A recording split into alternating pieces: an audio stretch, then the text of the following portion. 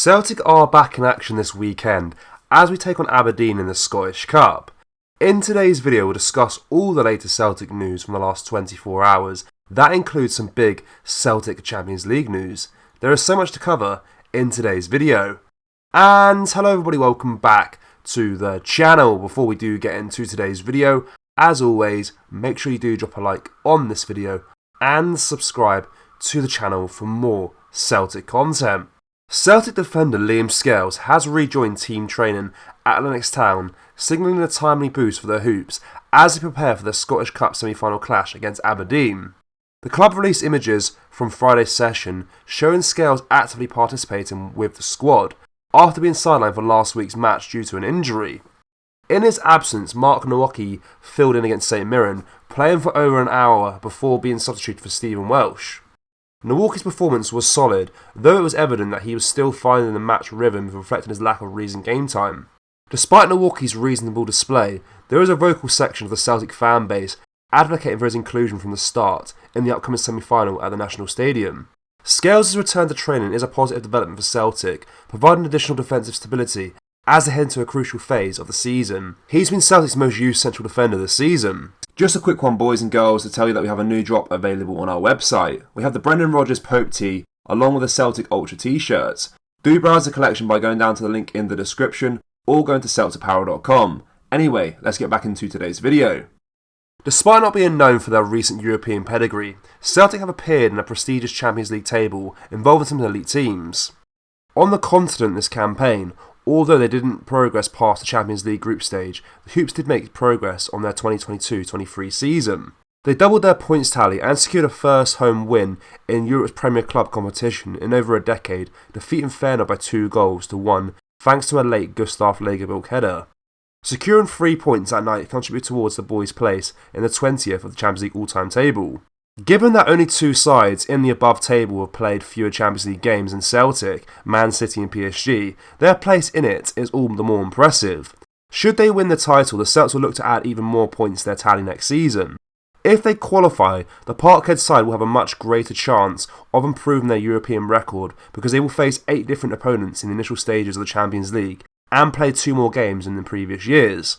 First and foremost though, all eyes should be on domestic matters and securing the title. With 5 games to go, Brendan Rodgers has his side 3 points in front, but complacency cannot kick in as the campaign reaches a climatic end. Particularly after recent results, the Scottish Premiership title race is the talk of the town, and Celtic legend Scott Brown has now weighed in on the debate. On the west coast of Championship outfit Ayr United, the 38-year-old has done a respectable job so far, and it seems like he will ensure that honest men avoid relegation. Brown recently spoke about the help Celtic and Brendan Rodgers have given him since he's been at Ayr, but he also touched on his ex-team's title hopes in a recent BBC interview. Indeed, the club legend has no qualms that Rodgers and co will help bring back silverware back to Parkhead in May.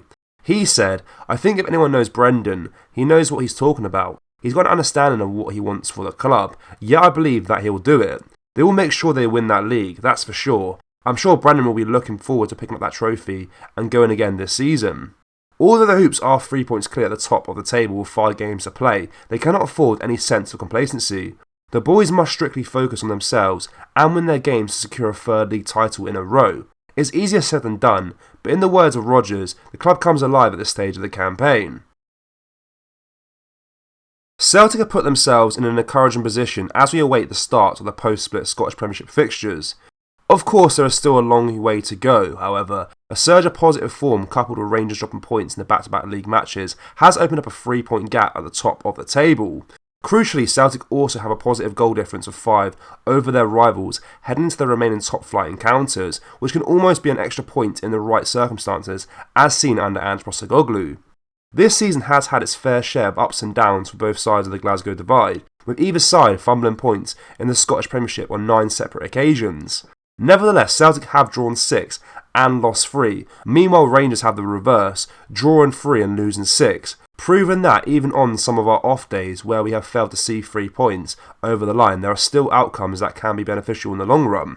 Either way, no Hoop supporters will be keen to see results in either column from now until all is said and done, and neither will Brendan Rodgers, who has his eyes firmly fixed on success.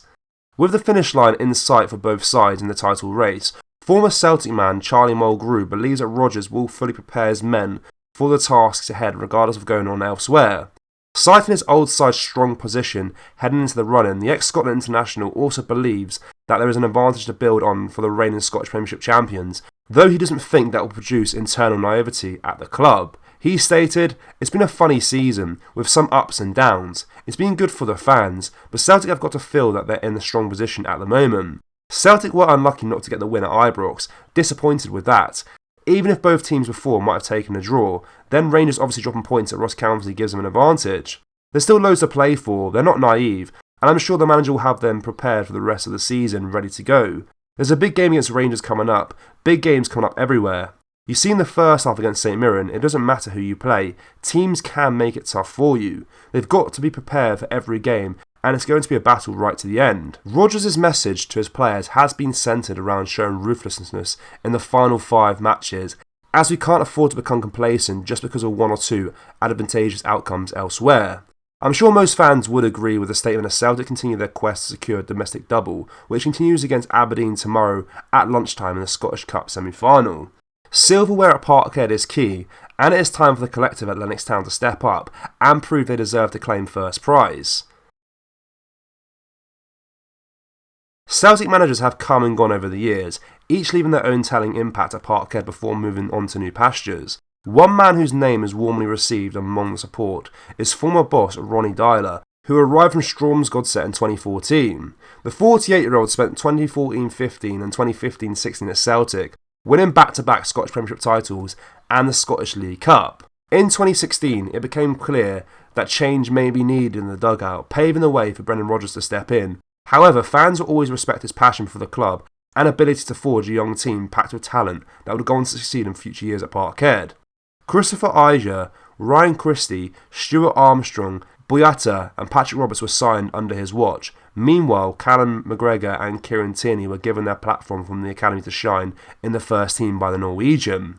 Since leaving Celtic, Deila has enjoyed spells at Vålerenga, New York City winning the MLS in 2021, Standard Liège and most recently Club Brugge, though he is now awaiting a new managerial challenge. As we all know, Celtic are holding their annual Player of the Year award ceremony at the OVO Hydro in Glasgow, with tickets still available via Ticketmaster. The club have announced their nominees for the main prize as follows: Joe Hart, Kyogo, McGregor, Scales, Taylor, Maida, O'Reilly and Alistair Johnston. Now Celtic have confirmed that Deila will be one of the presenters at the special night on May 12th, allowing supporters the chance to see one of their former heroes take centre stage. Briefs for the event are priced from £28.95 onwards. Meanwhile, voting is still open for all categories, ahead of what promises to be an exciting evening at the Hydro. Celtic fans, what are your score predictions ahead of the semi-final for us tomorrow? Let us know down in the comment section below. That brings us to the end of today's video, guys. Make sure you do drop a like on this video and subscribe to the channel for more Celtic content. Thank you, take care, bye bye.